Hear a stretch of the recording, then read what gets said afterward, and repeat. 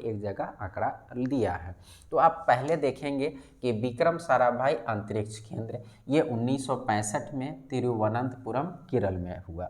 आपको मैंने बता चुका हूँ कि इसका नाम ही थुम्बा अंतरिक्ष केंद्र था।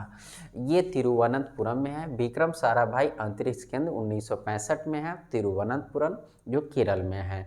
ये इसी का पुराना नाम थुम्बा था, जहाँ से 1963 में अमेरिका से साउंडिंग रॉकेट लेकर, जिसका नाइक यास नाम था उस रॉकेट का, उसको बैलगाड़ी और साइकिल से ढोकर यहाँ पहुँचाया गया था।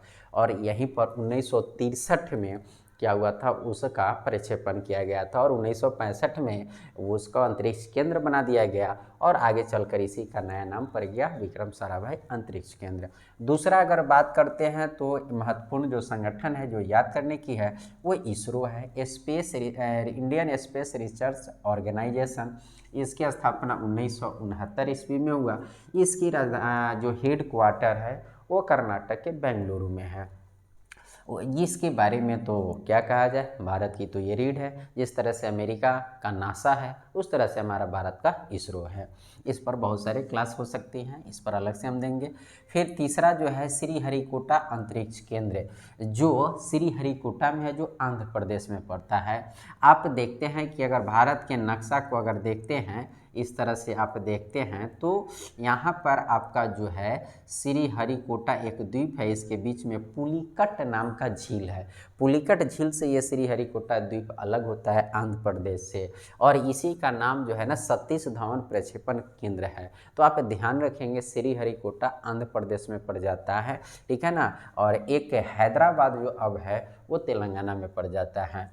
उसके बाद है तरल प्रणोदक प्रणाली केंद्र, ये भारत के 3 जगहों पर है। ये तरल प्रणोदक जो केंद्र है ये भारत के 3 जगह है। केरला में आपका त्रिवेंद्रम में है, त्रिवेंद्रम में केरल में है, महेंद्रगिरी जो तमिलनाडु में है, और एक मंगलोर जो कर्नाटक में है। यानी तरल प्रणोदक के रूप में जो हमारे यहाँ इस्तेमाल होता है वो त्रिवेंद्रम केरला में है, महेंद्रगिरी तमिलनाडु में है और मंगलोर कर्नाटक में है। यहाँ 3 केंद्र है।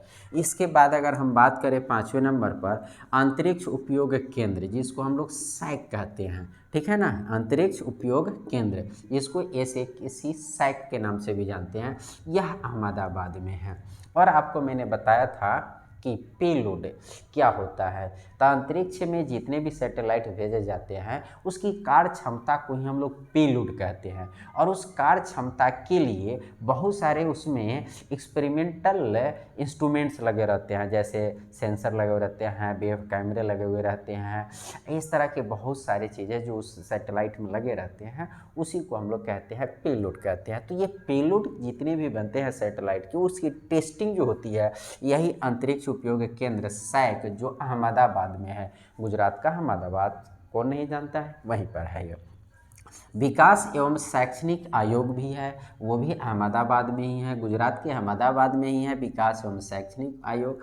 फिर उसके बाद राष्ट्रीय सुदूर संवेदी एजेंसी है, ठीक है ना, नेशनल रिमोट सेंसिंग जो है एजेंसी, ये हैदराबाद में है। हैदराबाद वर्तमान में तेलंगाना में पड़ता है, वर्तमान तेलंगाना राज्य में हैदराबाद पड़ता है। अब है एक और है मास्टर कंट्रोल सुविधा, MCF मास्टर कंट्रोल फैसिलिटी, ये जो है हासन में है। हासन कहाँ है, कर्नाटक में है। हासन एक जगह है कर्नाटक में, ये कर्नाटक में है। फिर अगर हम ये 2 की बात करें तो ये लेटेस्ट हमारे बने हैं, एंट्रिक्स कॉरपोरेशन और एक न्यू स्पेस इंडिया लिमिटेड, ये 2 बनाया गया है। तो ये सब हमारे माननीय वर्तमान प्रधानमंत्री नरेंद्र मोदी के सौजन्य से ये न्यू स्पेस इंडिया लिमिटेड बना, जो 6 मार्च 1919 को बना।